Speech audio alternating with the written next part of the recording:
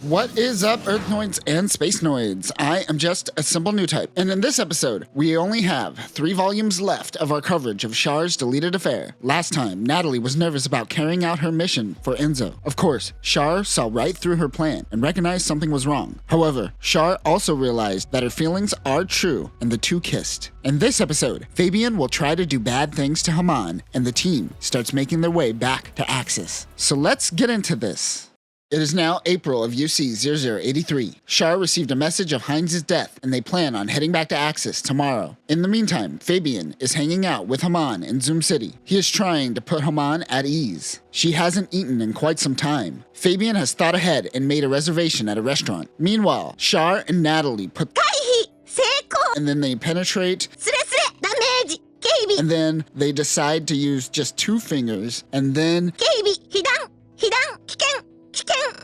they call room service because those sheets are wrecked. Haman and Fabian are out at an amusement park having a good time. After they get some food and have a little bit of fun, Fabian invites her back to his room. Haman still has the argument with Char in her mind. She tells Fabian that she has strong feelings towards the captain. Fabian wonders if it is love. Haman doesn't think it is. Perhaps admiration, but she says that she doesn't have this feeling towards others she admires. Fabian tries to get her mind off of the captain by kissing her. She doesn't feel the same way towards Fabian. Naturally, he responds by forcing himself on her. After they change sheets, Char and Natalie are cuddling in bed. She tells Char how she was promoted from warrant officer to junior grade lieutenant by Enzo and his faction, so she felt an obligation to his team to a certain extent. Char says that she could have been promoted based on her merits and shouldn't feel obligations. That is when Natalie remembers Fabian's plans. Damn, Char f***ed her so good she forgot about the sabotage. She tells Char that Fabian probably has taken her to their room by now. At the room, Fabian is still trying to force himself on Haman when Char breaks into the room with Natalie. She goes to console Haman while Char punches Fabian in the face. Char grabs Andy and they interrogate Fabian. He spills the beans and tells them that Enzo promised that he would be promoted to lieutenant commander if he was able to successfully win over Haman. Typically, Fabian would be taken to the nearest base and forced to go in front of a military tribunal for his crimes. This would most likely lead to his execution. However, they are undercover in the fatherland. There are no bases and they can't take direct action. So, he decides to strip Fabian of all military authority and abandons him on side 3. Fabian thanks Char as he was fully ready to accept death for his action. The funny part is that Andy is so disappointed in him like a dad. He really wanted the two to become a great team together. Aw, you let Andy down, don't do that. His excellent piloting skills have helped save his life in the end. Fabian is sorry to disappoint Andy. The next day, the team leaves side 3 and heads back to Ambrosia. Kamuji and her team is escorting the Axis team back to Ambrosia. Kamuji says their farewells as they make it back to the satellite. They are welcomed by Ilya, Gerald, and Ebenhard. Gerald notices that Fabian and Oksana are no longer with them. Char tells them that a lot has happened. Haman is hiding her face, and the others wonder if she is okay. They tell them that she is simply feeling under the weather. Remember, the crew went out in groups to not bring attention to themselves. Some of the girls come back early just so they could see Char. They start doing pre-checks on the Ingolstadt's departure. Ebenhard allows Haman to rest in a room until they are ready to leave. Both Natalie and Char blame themselves for having sex instead of being there for Haman. Meanwhile, Andy is looking at his newly repaired Zaku. The Ambrosia mechanics note something weird. There is a part on a Zaku that isn't in the manual. No one knows what it is, but it is also located on Char's unit and Haman's Schneeweiss. Andy wonders if there was one on Fabian's Comfer, but they weren't able to find one. The mechanics think it is Psychomu related, but Andy isn't a new type. They ignore it for now while Andy tests out the new performance of the mobile suit. Andy does seem to ignore a lot of important things. Char talks with the girls to find out that Axis's orbit is heading around the sun, and because so, they could return 40 days earlier than expected. Some of the Ambrosia staff talk to Char. Gerald and Ilya ask if they could join them back on their journey to Axis. He allows it if they could get their affairs in order in 24 hours. The Jiang mechanic begs Char to take back the Jiang with them to Axis. Unfortunately, the Ingolstadt won't have enough room. He is sad knowing that Ambrosia plans on disassembling it. Char lets him know that his work wasn't in vain. You know how many Jiang Gunpla were sold? You convinced people to buy half a mobile suit with no legs. I think you did a good job, dude.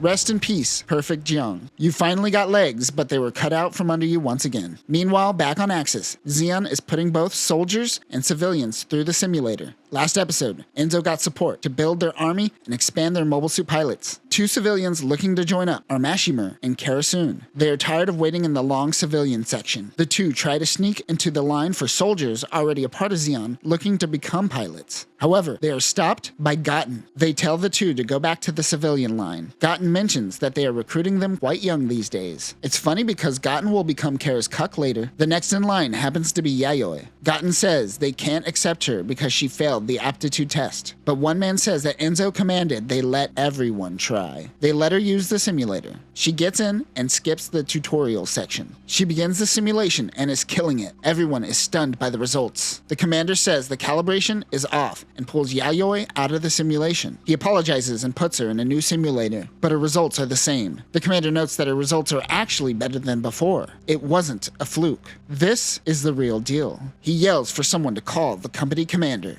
Back on Ambrosia, Natalie holds Haman's hand as she cries herself to sleep. Side 3 is on the opposite side of the moon, the furthest colony from Earth, but beyond that space is what is called the Zebra Zone. Between there and the Zebra Zone is Lagrange Point 2. Both Side 3 and Axis orbit this L point in a long ellipsis orbit. The Zebra Zone is beyond this point, and navigation in this area is still unknown and quite harsh in terms of abandoned wreckage. This area is where Zeon remnants and the pirates call home. This is where Ambrosia is located. I don't know why they are telling us all this information about Ambrosia as we leave the Earth sphere, as opposed to when we got here, but hey, I'm not a writer. Ebonheart informs Char that Kaisis is coming from the Republic to personally say goodbye to his crew. Ilya asks Char and Natalie if she could help nurse Haman back to good health. Natalie says she is doing better, but seeing a familiar face may be a good thing for her. Natalie wonders why Char let Ilya join them and not Oksana. He mentions that Ilya has already undergone military training, even though she is a child still. She has the makings of a pilot, something that Axis needs right now. Oksana, though playing a pivotal role to the cause, isn't what Axis needs. Looking back, I think the writer was emphasizing that Ambrosia works as a Zeon outpost because it is driven by civilians. They built families around their cause. This is something that Maharaja Khan was also trying to reach while building Axis. But Char seems to recognize that what Ambrosia has will be more difficult going forward for the people of Axis as it becomes more and more driven by the military under Enzo. Char sees this and adapts by bringing people that can function in this new environment. They drop off Natalie to finish test prep on the Ingolstadt. All that is left seems to be departure settings. The bridge girls, whose names I refuse to learn, notice that Natalie got her hair done and wonders if she went to the Black Pearl. She sure did. They start to find that Natalie is being a little suspicious. These girls are Char stands, so it is best that Natalie not mention anything about having sex with the commander.